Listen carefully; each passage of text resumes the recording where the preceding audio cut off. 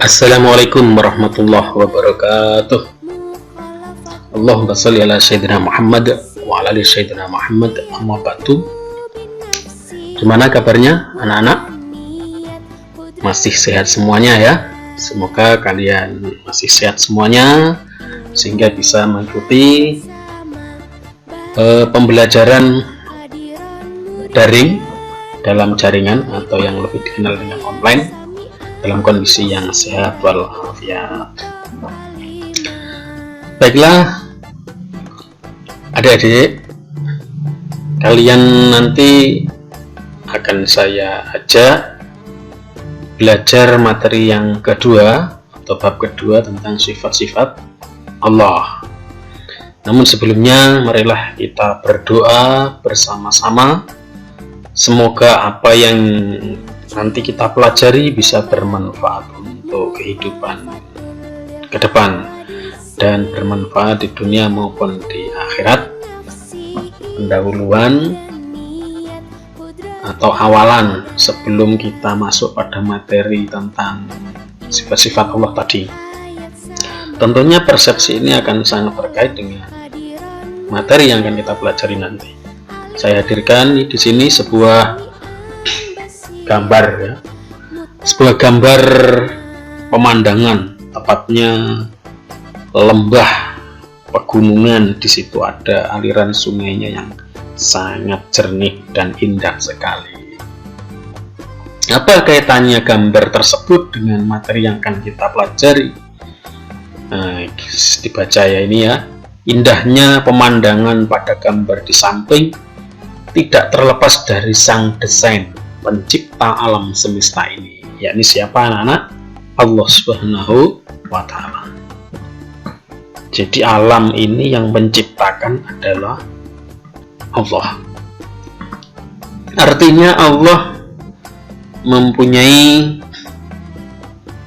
sifat wajib, mustahil dan jaiz. Gambar terkait dengan materi ini ya, seperti itu ya. Baiklah, inilah persepsi atau pendahuluan kita terkait dengan gambar pemandangan atau alam yang di sini merupakan sebuah ciptaan Allah. Kalau ada yang menciptakan berarti penciptanya itu ada. Baiklah, kita lanjutkan aja. Nah, di sini kita sebelum masuk lebih jauh lagi tentang materi yang saya sampaikan tadi, bab kedua, di sini nanti kalian harus diharapkan kalian mencapai kompetensi. Diharapkan kalian bisa mencapai kompetensi yang sudah direncanakan dalam materi yang kedua ini atau bab tentang sifat-sifat Allah. Ini sebenarnya hampir sama dengan yang tadi, cuma ini lebih diperjelas peta konsepnya nanti dalam dua pertemuan ke depan ini. Yang sekarang pertemuan pertama ya anak-anak. Peta konsepnya adalah yang pertama. Nah, ini materinya. Nanti saya jelaskan pengertian sifat wajib mustahil bagi Allah yang termasuk nafsiyah itu apa saja, salbiyah apa saja, ma'ani apa saja, maknawiyah apa saja, serta pengertian sifat jaiz. Saya jelaskan sekilas saja ya untuk pertemuan minggu depan ini yang akan saya jelaskan. Ini ya, menunjukkan dalil, ini besok aja ya, menunjukkan dalil sifat wajib mustahil bagi Allah ya, menunjukkan dalil anak. Nah, setelah mengetahui dalil, menyajikan contoh menyajikan contoh fenomena kehidupan yang muncul sebagai bukti dari sifat wajib, mustahil dan jaiz Allah. Sebelum masuk, masih akan kita amati dulu ya. Ini disuruh langkah-langkah pembelajaran K13 ya, ini tidak langsung ke materi ya, tidak ujuk-ujuk langsung ke materi. Ini disuruh mengamati dulu, terus bertanya, terus menganalisis, menyimpulkan, nah, setelah itu dan sebagainya. Sekarang langkah yang pertama adalah mengamati. Ini bagian dari proses belajar ya. Sebelum pada sifat-sifat Allah, langkah yang pertama adalah mari mengamati. Kita amati surat Ar-Ra'd ayat 2 dan 3 ini. Saya bacakan, diperhatikan ya. Allahul ladzi rafa'as samawati bi ghairi amati tarawnaha. Allahul ladzi, Allah rafa'as samawati, meninggikan langit. Jadi membuat langit bi ghairi amatin, bi ghairi amati, tanpa tiang. Kamu lihat itu, langit itu nggak ada tiangnya kan? Tarawnaha, seperti yang kamu lihat itu, sebagaimana yang kamu lihat itu. Ya. Tsummastawa al-'arsy, kemudian Allah bersemayam di ars. Apa ars itu? Nanti cari sendiri ya, kalau dijelaskan panjang lebar ini. Wa sakhkhara syamsa wal qamar, dan menundukkan matahari dan bulan. Menundukkan itu maksudnya adalah pagi hari menerbitkan, sore hari menenggelamkan, apa namanya itu, terbit dan tenggelam, terbenam ya, terbenam. Kalau pagi hari terbit, sore hari terbenam, itu maksudnya menundukkan itu. Wal qamar, menundukkan qamar, bulan. Tiap tanggal pertengahan bulan itu kan ada bulan purnama, setelah itu berangsur-angsur hilang. Nah, ini ada yang ngatur semuanya itu. Kalau kalian pikir ada yang ngatur itu, siapa yang ngatur? Allah Subhanahu wa Ta'ala. Ini Allah lah ya. Ini ya, ini ada planet Jupiter, ada planet bumi. Mana planet bumi? Nah, ini mungkin ya, ini ya mungkin ya, planet bumi ini. Ini ada matahari. Ini semuanya beridar sesuai porosnya, anak-anak, nggak saling bertabrakan ini ya. Ini jalannya, ini garis-garis lingkar-lingkaran kayak obat nyamuk. Ini jalannya masing-masing. Nah, planet bumi ini juga bergerak memutari matahari, anak-anak. Ini yang ngatur siapa? Allah Subhanahu wa Ta'ala. Kita berdiskusi, tanya jawab lah. Minimal kalian setelah saya jelaskan persepsi tadi ya, tentang gambar pemandangan tadi, termasuk juga ayat Ar-Ra'd kedua dan ketiga barusan, termasuk juga gambar tata surya barusan, mungkin kalian bertanya-tanya, tulis pertanyaan kalian dan tanyakan. Nah, sekarang coba tulis, kemudian ungkapkan pertanyaan-pertanyaan yang kalian tersebut. Gunaan pertanyaan mengapa, bagaimana, dan seterusnya. Apa bentuk tanda kebesaran Allah? Ar-Ra'd 3. Mengapa kita perlu bertafakur dan melihat ciptaan Allah yang dahsyat dalam semesta ini? Bagaimana sikap yang perlu dimiliki setelah memahami sifat Allah yang Maha Kuasa ini, dan seterusnya. Kalian lanjutkan sendiri ya, ditulis di kertas. Mungkin bisa menggunakan kata tanya kapan, di mana, yang ini yang belum apa coba. Nah, ya, nanti dikerjakan sendiri. Baiklah, akan saya lanjutkan. Ini intinya terkait dengan materi yang sesungguhnya ini ya. Mari kita kembangkan wawasanmu, ini masuk pada materi inti. Pada pertemuan pertama ini akan saya jelaskan, tadi saya jelaskan, saya sebutkan nafsiyah, sifat wajib, sifat mustahil, janiki apa. Nah, ini sekalian bisa melihat materi ini. Jadi sifat wajib itu ada 3, anak-anak ya. Ada sifat-sifat Allah itu ada 3. Maaf, saya ralat. Sifat-sifat Allah itu ada 3. Ada sifat wajib, ada sifat mustahil, ada yang satu tadi sifat jaiz ya. Jadi sifat, sekali lagi, ada 3: sifat wajib, mustahil, dan jais. Apa sifat wajib itu? Sifat yang pasti dimiliki oleh Allah.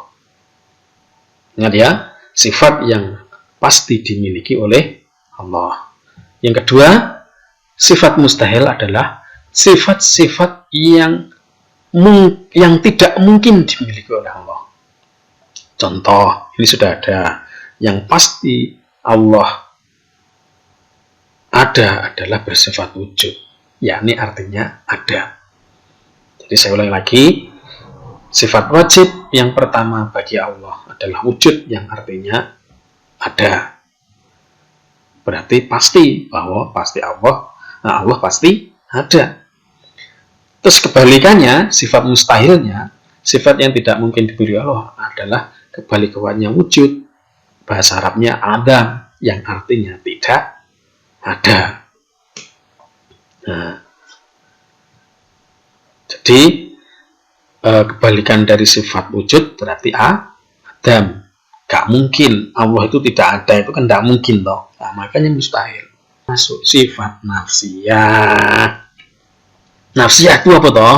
Sifat untuk menegaskan adanya Allah. Ya, jadi berkaitan dengan zatnya Allah. Ya, kalau Allah benar-benar ada, menegaskan bahwa Allah itu ada, wujud ada kan, menegaskan bahwa Allah itu tidak bersifat adam. Jadi Allah itu memang ada, itu ya. Jadi sifat nafsiyah cuma satu, wujud. Kalau wajib, kalau mustahil ada. Baiklah, kita lanjutkan sifat yang kedua.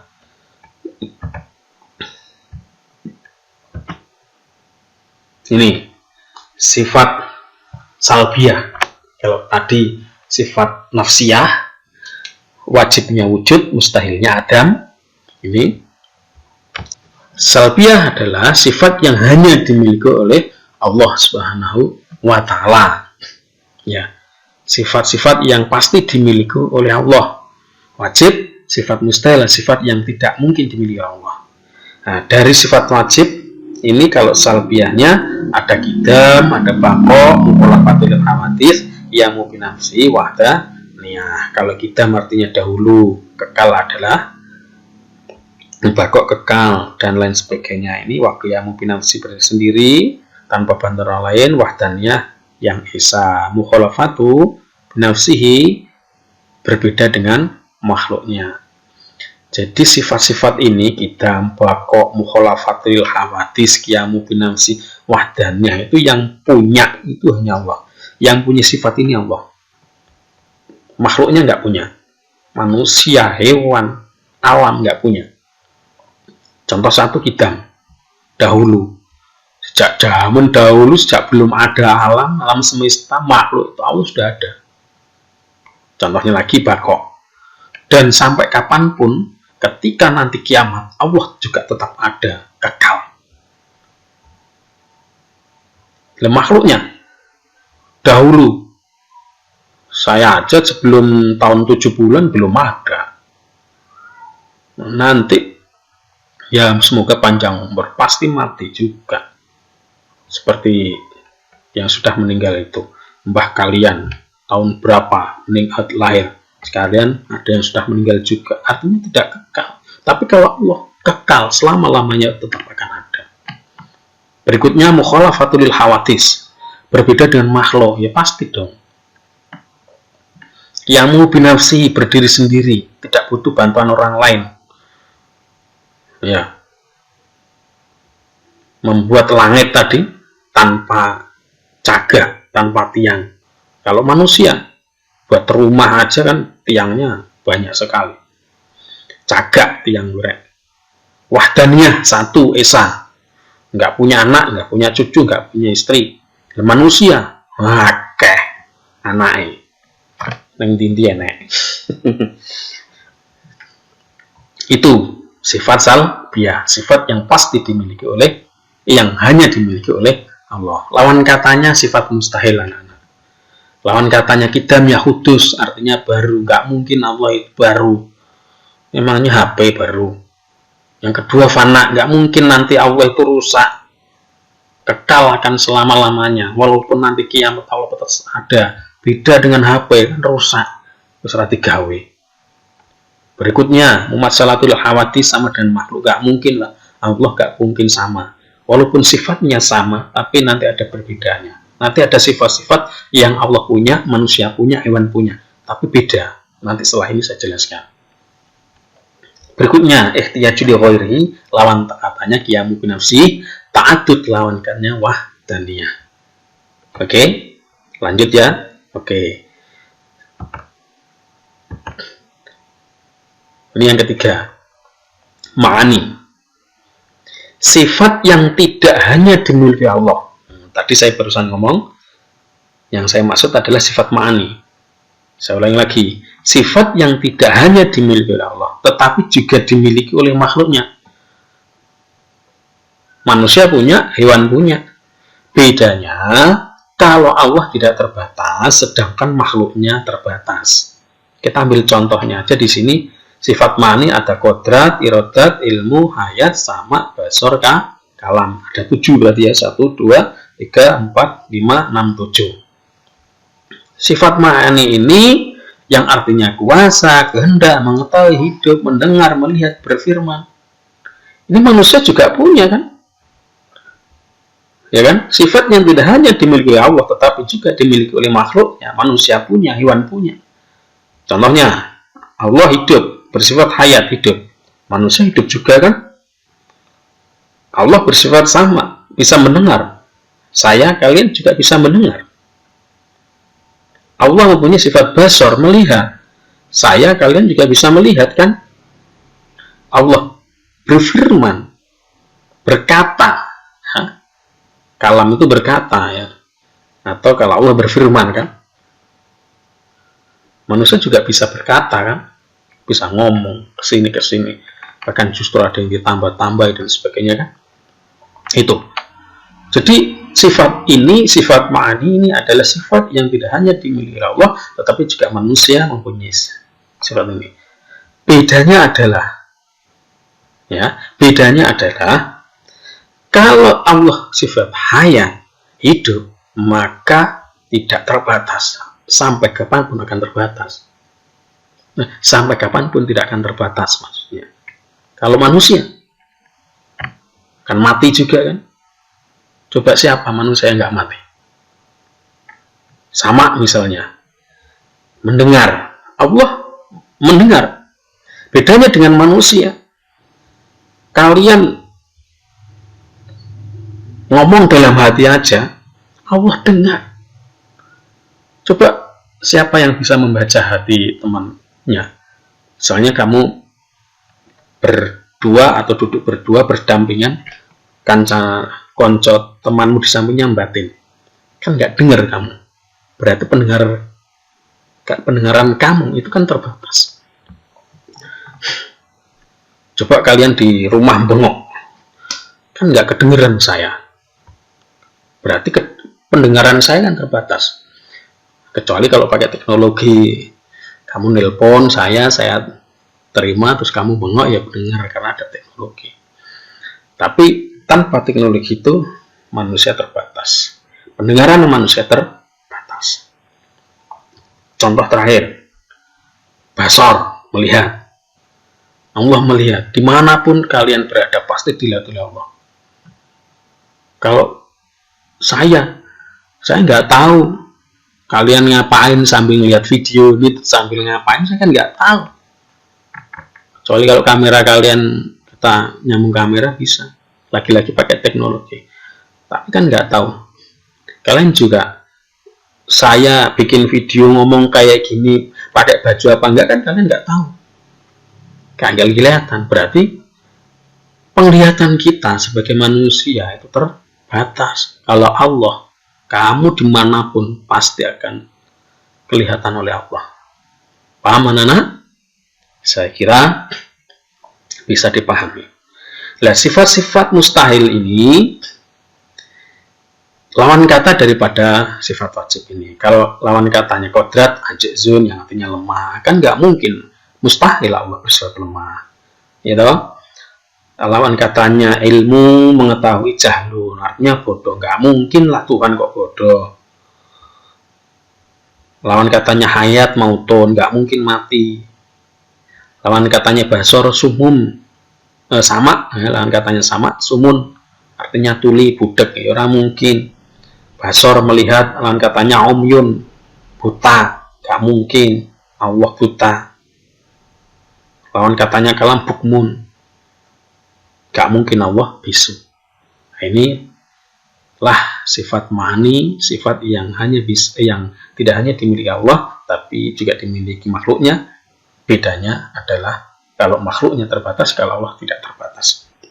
Kita lanjut. Ini yang terakhir anak-anak. Maknawiyah. Sifat maknawiyah. Sebenarnya ini sama ya. Sebenarnya sama ini. Artinya kan sama, mengkuasa, berkehendak, mengetahui, hidup, mendengar, melihat, berfirman kan sama ya. Ya kan memang kita pahami aja di sini. Maknawiyah adalah sifat yang menegaskan sifat ma'ani, menunjukkan bahwa Allah terus-menerus bersifat ma'ani. Menegaskan, menguatkan sifat ma'ani hayat, hidup. Kalau hayat itu kan hidup. Kalau hayan yang maha hidup. Sekali lagi, sifat basiron ini, sifat maknawiyah basiron ini menegaskan atau menguatkan bahwa Allah terus-menerus bersifat ma'ani basor, yang artinya melihat, maknawiyahnya, penguatannya basiron, yang artinya maha melihat. Paham anak-anak? Jadi sekali lagi maknawiyah adalah sifat yang menegaskan sifat ma'ani, menunjukkan bahwa Allah terus-menerus bersifat ma'ani. Paham ya? Nah, untuk sifat mustahilnya ini berarti ajizan, ini lawan katanya qadiron yang lemah, mukrohan lawan katanya muridan, jahilan lawan katanya aliman, mayitan lawan katanya hayan, asommu lawan katanya samian, akma lawan katanya basiron, abakan lawan katanya mutakal iman. Bisa dipahami anak-anak? Terima kasih atas perhatiannya. Saya kira itu. Oh, masih satu anak-anak, masih satu ya, mohon maaf. Sifat wajib, sifat jaiz bagi Allah ya, sifat jaiz bagi Allah. Sifat jaiz adalah Allah adalah sifat kebebasan yang dimiliki oleh Allah SWT sebagai Tuhan semesta alam. Allah bebas untuk berbuat sesuatu atau tidak berbuat sesuatu sesuai dengan kehendaknya yang mutlak. Contohnya, Allah boleh saja menurunkan hujan bila mau. Allah boleh saja menjadikan orang bodoh menjadi pintar bila mau. Allah boleh saja menjadikan orang miskin menjadi orang kaya bila mau. Jadi intinya Allah juga bisa menciptakan kok dia kaya, saya miskin, saya kaya, saya miskin, yaitu itu karena sifat jaiznya Allah anak-anak ya. Itu perhatiannya. Sampai jumpa pada pertemuan yang kedua minggu depan. Dari saya akhiri. Sekali lagi mohon maaf atau kalau ada hal-hal yang kurang berkenan, dan terima kasih atas perhatiannya. Husikum wa nafsi fi taqwallah. Wassalamualaikum warahmatullahi wabarakatuh.